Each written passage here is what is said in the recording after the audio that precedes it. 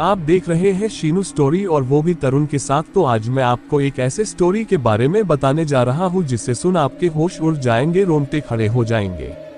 तो चलिए ले चलते हैं उस कहानी की ओर। आज ऑफिस में काम थोड़ा ज्यादा होने के कारण रोशन को घर पहुंचने में थोड़ी देरी हो गई। घर आते ही रोशन ने अपना बैग एक तरफ रखा, टाई ढीली की और सोफे पर आराम से बैठ गया। 5 मिनट बाद उठकर खाने के लिए कुछ ढूंढने लगा, पर कुछ नहीं मिला। फिर कुछ बनाने का मन बनाया, लेकिन मुंह बनाकर वो चला गया। चलो आज खाना नहीं बनाएंगे, बाहर से कुछ मंगा लेते हैं। गूगल पर पिज्जा हब डालकर कोई नंबर निकाला और फोन मिलाया। हेलो, मुझे बिग साइज पिज्जा चाहिए, क्या आप ला सकते हैं? जी सर, हम आपके ऑर्डर को शीघ्र ही डिलीवर कर देंगे। कृपया करके अपना एड्रेस बताएं। जी लिखिए, 504 गीता मेंशन, बागुली रोड। जी सर, हम 15 मिनट के अंदर ही आपका पिज्जा ऑर्डर डिलीवर कर देंगे। इतना कहते ही पिज्जा डिलीवर बॉय ने अपना फोन कट कर दिया। रोशन सोचने लगा, पिज्जा इतना जल्दी डिलीवर कब से करने लगा? अपने को क्या करना है, जल्दी आएगा, जल्दी खाएंगे, जल्दी सोएंगे। 10 मिनट बाद बेल बजती है और आवाज आती है, पिज्जा।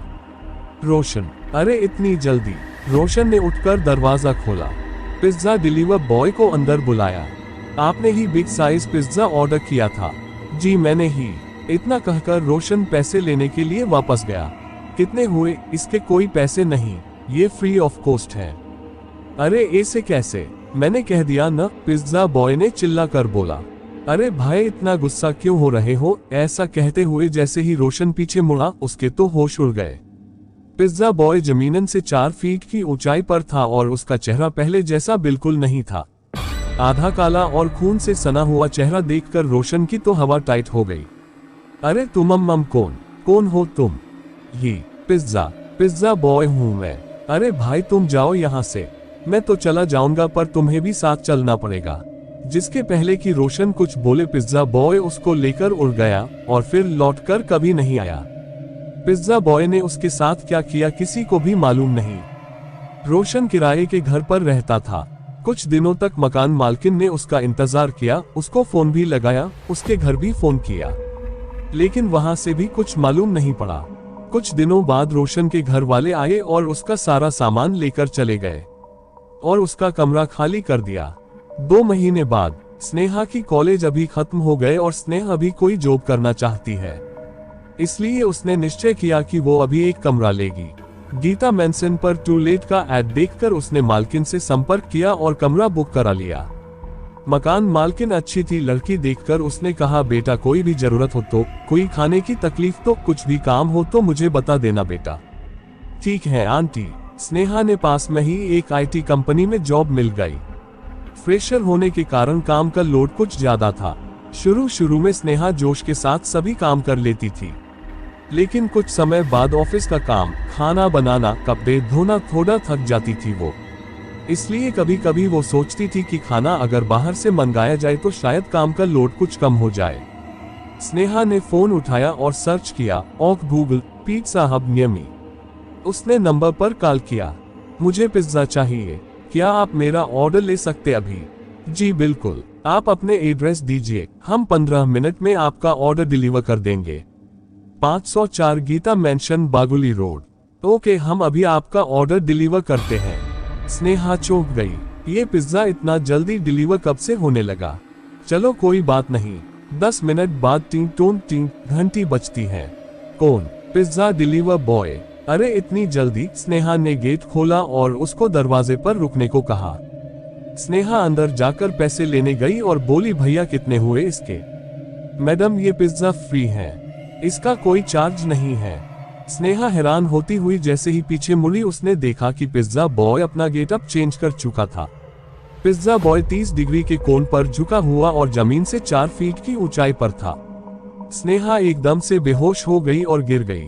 पिज्जा बॉय उसको उठाकर ले जाना चाहता था, लेकिन स्नेहा के गले में यीशु का लॉकेट था, इसलिए पिज्जा बॉय छटपटाते हुए वापस चला गया। अगले दिन स्नेहा ऑफिस के बाद घर नहीं गई, वो सीधा चर्च के लिए निकल गई। स्नेहा ने फादर को सारी बात सुनाई। फादर ने कहा कि कोई बात नहीं बेटा, तुम इस लॉकेट को कभी अपने गले से बाहर मत निकालना, गलती से भी मत। बहुत ही जल्दी मैं तुम्हारे घर को जल से पवित्र कर दूंगा। अब तुम निश्चिंत होकर घर जाओ। स्नेहा अपने घर लौट आई।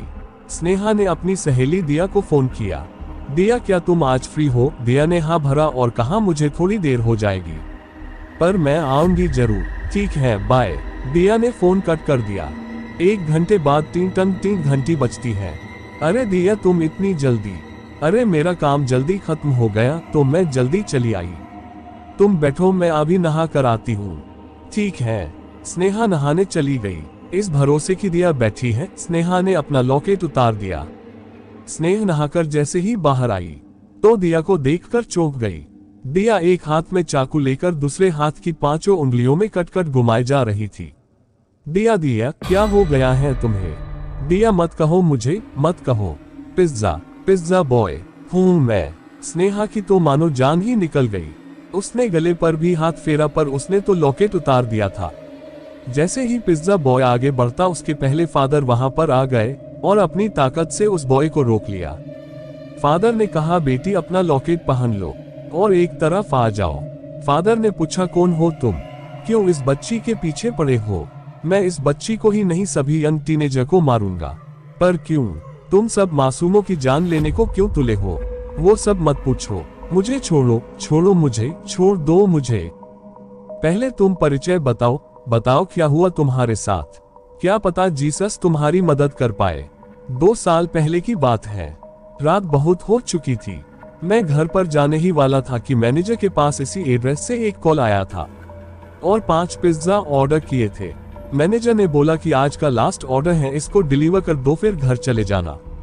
मुझे क्या पता था कि वो ऑर्डर मेरी जिंदगी का लास्ट ऑर्डर होगा। मैं ठीक आधे घंटे बाद वहां पर पिज्जा लेकर पहुंचा। मैं उनको पिज्जा दे ही रहा था कि मुझे फटकार लगाई गई कि इतना लेट क्यों आए?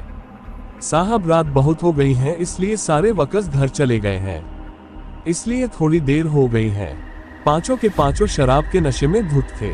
कोई भी मेरी बात सुनने को तैयार नहीं था। मैंने उनसे पैसे मांगे। बहुत रिक्वेस्ट करने के बाद भी उन्होंने मुझे कोई पैसा नहीं दिया। मैं थोड़ी देर वहीं पर खड़ा रहा। मैंने फिर मांगे तो वो सभी मुझे मारने लगे। सभी ने बारी बारी करके मुझे मारा। मैं खुद को संभाल नहीं सका। वो मुझे पिटते पिटते खिड़की के पास ले गए और वहीं से मुझे धक्का दे दिया। फिर मेरी कहानी खत्म हो गई। लेकिन जो भी इस घर में आकर रहता है, उसका पिज्जा का ऑर्डर मैं ही लेकर आता हूँ और सभी को मार डालता हूँ। पिज्जा को डिलीवर करने में 30 मिनट का समय लगता है, लेकिन मैं 15 मिनट में ही यहाँ पर पहुँच जाता हूँ और सभी को मार डालता हूँ और इसी खिड़की से लेकर उड़ जाता हूँ। फादर ने उसकी घटना को ध्यान से सुना।